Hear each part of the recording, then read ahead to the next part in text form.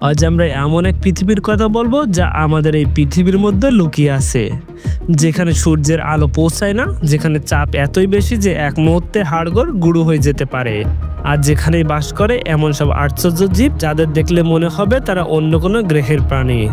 এটি হলো পৃথিবীর গভীরতম স্থান মারিয়ানা ট্রেঞ্চ। আমরা হয়তো ভাবি যে মানুষ মহাকাশে অনেক রহস্য জেনে ফেলেছে, কিন্তু জানেন কি, এই গভীর সমুদ্র সম্পর্কে আমরা চাঁদের থেকেও কম জানি। কিন্তু চীন এই অজানা জগতে পৌঁছানোর জন্য মরিয়া হয়ে উঠেছে, আর তাদের উদ্দেশ্য শুধু বিজ্ঞান নয়, তারা পানির নিচে বানাচ্ছে আস্ত শহর, পাঠাচ্ছে রোবটের বিশাল বহর, আর নিঃশব্দে দখল করে নিচ্ছে সেই সম্পদ যা পাওয়ার জন্য পৃথিবীর অন্য কোনো দেশ এখনো প্রস্তুতি নয়। কিন্তু কি আছে সেই 11,000 মিটার গভীরে, আর কেনই বা চীন সবার আগে সেখানে পৌঁছাতে চাইছে? আর উন্মোচন করা যাক সেই সব সত্য, যেসব সত্য জানলে আপনি চমকে উঠতে বাধ্য হবেন। স্ক্রিনে যে জায়গাটা দেখছেন এটা পৃথিবীর গভীরতম স্থান মারিয়ানা ট্রেঞ্চ। প্রায় 11,000 মিটার বা 36,000 ফিট গভীর এই জায়গাটা এতটাই বিশাল যে এর মধ্যে পুরো মাউন্ট এভারেস্টকে যদি ডুবিয়ে দেওয়া হয় তারপরেও তার চূড়া পানির প্রায় 2 কিলোমিটার নিচে থাকবে। এখানে কোনো সূর্যের আলো পৌঁছায় না, আর পানির চাপ এতই ভয়ঙ্কর যে প্রতি বর্গ ইঞ্চিতে প্রায় 8 টন ওজন অনুভূত হয়। এই ভয়ঙ্কর পরিবেশে মানুষ তো দূরে থাক, কোনো সাধারণ যন্ত্র টিকে থাকতে পারে না। তাই তো এই জায়গাটা আমাদের কাছে মহাকাশের চেয়েও বেশি অজানা রয়ে গেছে। কিন্তু এখন একটি দেশ এই অসম্ভবকে সম্ভব করার জন্য উঠে পড়ে লেগেছে, আর সেই দেশটি হলো চীন। তারা শুধু গবেষণার জন্য নয়, বরং এমন কিছু খুঁজছে যা ভবিষ্যতের বিশ্ব বদলে দিতে পারে। এই যে দেখছেন এটি হলো চীনের ফেন্ডুজি সাবমার্সিবল। এটি এমন এক যান যা সমুদ্রের ভয়ঙ্কর চাপ সহ্য করে মারিয়ানা ট্রেঞ্চের গভীরে মানুষ নিয়ে যেতে পারে। শুধু তাই নয়, চীন তৈরি করছে অসংখ্য রোবট যা সমুদ্রের নিচে মূল্যবান খনিজ সম্পদ খুঁজে বের করবে।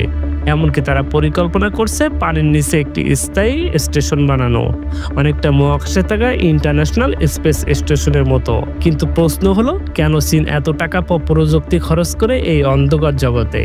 উত্তরটা লুকিয়ে আছে সমুদ্রের গভীরে থাকা সম্পদে। বিজ্ঞানীরা মনে করেন সমুদ্রের গভীর অংশে এমন সব বিরল খনিজ পদার্থ রয়েছে যা আমাদের আধুনিক প্রযুক্তি যেমন স্মার্টফোন, ব্যাটারি বা মিলিটারি সরঞ্জামের জন্য অত্যন্ত জরুরি।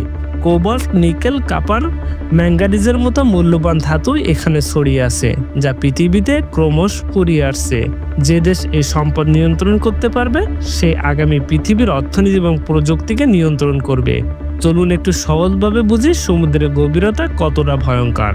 সমুদ্রের উপরের স্তর, যেখানে আমরা সাঁতার কাটি বা স্কুবা ড্রাইভিং করি, তাকে বলা হয় ফটিক জোন। এখানে সমুদ্রের আলো পৌঁছায় এবং প্রচুর সামুদ্রিক প্রাণী বাস করে। যেখানে আলো ধীরে ধীরে কমে আসে, এখানেই বাস করে অদ্ভুত দেখতে অক্টোপাস। আরো নিচে রয়েছে মিডনাইট জোন, যেখানে ঘুটঘুটে অন্ধকার। এখানে প্রাণীরা নিজেরাই আলো তৈরি করতে পারে, যাকে বলা হয় বায়োলুমিনেন্স। আর সব থেকে নিচে রয়েছে অ্যাবিসাল জোন এবং হ্যাডাল জোন, যা পৃথিবীর গভীরতম এবং রহস্যময় স্থান। এখানে চীন তাদের আধিপত্য প্রতিষ্ঠা করতে চাচ্ছে। ভাবুন তো, যখন একটি বিশাল তিমি মাছ মারা যায় তখন তার মৃত্যুদেহ সমুদ্রের গভীরে চলে যায়, আর সে একটিমাত্র তিমির মৃত্যুদেহ বছরের পর বছর ধরে সেখানকার ছোট ছোট প্রাণীদের খাবারের যোগান দেয়। ঠিক এভাবে সমুদ্রের গভীরে এক একটি আশ্চর্য ইকোসিস্টেম তৈরি হয়েছে। কিন্তু যখন সেখানে মাইনিং বা খনিজ সম্পদ উত্তোলনের কাজ শুরু হবে তখন এই ইকোসিস্টেমগুলোর কি হবে? বিজ্ঞানীরা আশঙ্কা করছে যে এই মূল্যবান সম্পদ তুলতে গিয়ে আমরা হয়তো এমন কিছু প্রাণীকে চিরতরে হারিয়ে ফেলবো যাদের অস্তিত্বের কথা আমরা কোনোদিনও জানতে পারবো না। শুধু খনিজ সম্পদই নয়, সমুদ্রের গভীরে থাকা এই বিশাল জায়গাটি সামরিক দিক থেকে অত্যন্ত গুরুত্বপূর্ণ। এখানে তৈরি করা আন্ডার ওয়াটার বেস বা স্টেশন ব্যবহার করে যে কোনো দেশে অন্য দেশের উপর নজরদারি করতে পারে, সাবমেরিন লুকিয়ে রাখতে পারে, এমনকি এখান থেকে মিসাইল ছোড়া সম্ভব। যে দেশ সমুদ্রের গভীরতম স্থান নিয়ন্ত্রণ করবে তারা কার্যত পুরো পৃথিবীর উপর নজর রাখার ক্ষমতা অর্জন করবে।